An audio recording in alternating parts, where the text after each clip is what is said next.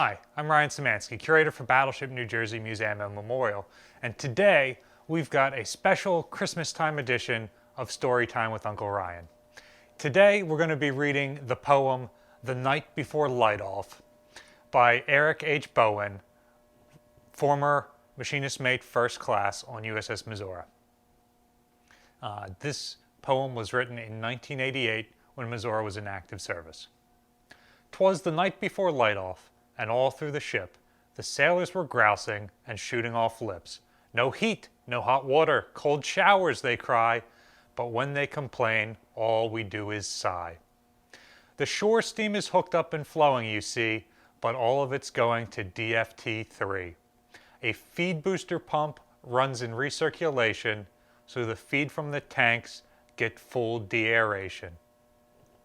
And my watch team is settled all snug in their racks, except for the poker game open with jacks. But down in the fire room the mid-watch still toils. Before they are through, the water will boil. By 2, the DA tank is full of hot feed. The shore steam is shifted, it has a new need.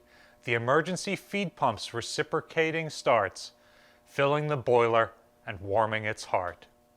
There's just steam for one forced draft blower to spin.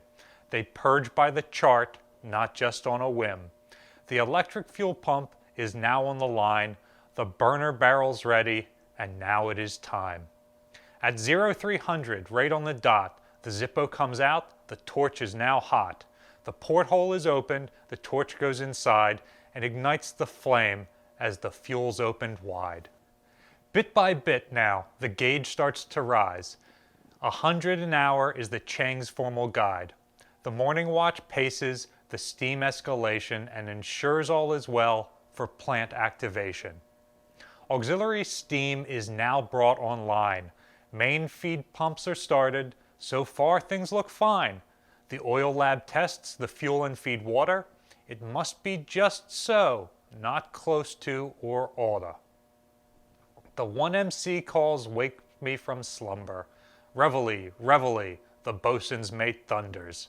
I dressed all in blue from my head to my feet, and my shirt was all stained with traces of grease.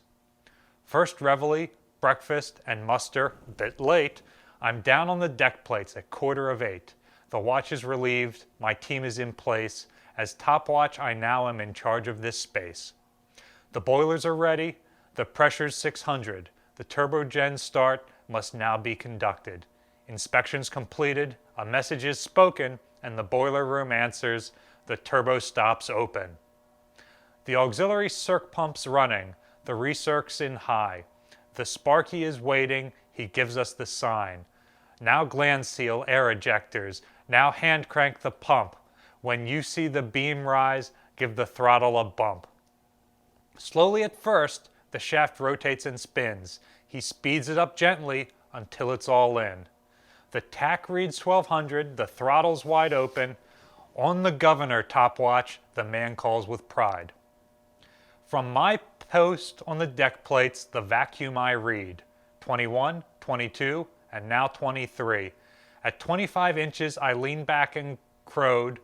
Number 5's ready for electrical load. The Chang gives an order, a breaker is closed. In the fire room, gauges show positive flow. The torch flames again as the superheater's lit. It's 600 degrees in just a little bit. Number 3 plant is now steaming aux, and the other 3 plants are now starting to rock. Steam blows from the drains as the cross connects open. With the loop to full pressure, we really get going. The lower level watch has been making time. As we bring on the main, it is his turn to shine. First the steam lube oil pump, then the jacking gear motor, then cyclos the main, all is in order. Our upper level watch begins rising vacuum. Sea suctions are opened, main circ pumps in action. Gland seals applied, air ejectors on suction, the hot wells aligned, condensate pumps are going. Before the main engines are ready for steam, the drains must be opened, the throttles to bleed. We've now reached the climax of our little plot. The fire room opens, the big main steam stop. We've verified pressure. The drains have blown clear. We now disengage the main jacking gear. Crack open the bypass, 5 turns on the wheel, a head guarding valve, now that's a big deal. The rotors can't stall or else they might bow. We can't put on way, that you must know. So ahead, then astern, the throttles are cracked, an eye on the shaft, first forward then back. We're ready to rumble, the first not the last, but soon reports coming from the other 3 shafts. The chief engineer phones the bridge for to tell, engineering is ready to answer all bells. It won't be long now till we hear the bridge say, it's time to shift colors, we're now underway. But be sure and know, as we steam out of sight, the world's greatest Navy is game for the fight. So again, that's The Night Before Light Off by former MM1 Eric H. Bowen of USS Missouri in 1988.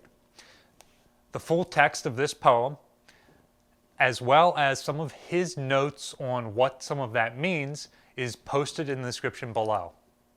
Missouri being our sister ship, and of course sitting on the opposite side of the pier from us in Long Beach at this time, these light-off procedures in the poem are identical to what New Jersey would do every time she got underway as well. Poetry comes natural to sailors. Every New Year's Eve, the officer of the deck records a poem in the watch book. We've already done a video about this, linked in the description below, so be sure to check that out if you want to see more nautical poetry. What's your PG-rated nautical poetry? Let us know in the comments section down below. Battleship New Jersey receives operating support from the New Jersey Department of State, also from a number of other businesses and private individuals like yourselves. We really appreciate your support this year and look forward to your continued support this holiday season. You can support us at the link in the description below or by liking, sharing, and subscribing so more people find out about the museum and our channel. Thanks for watching and have a Merry Christmas.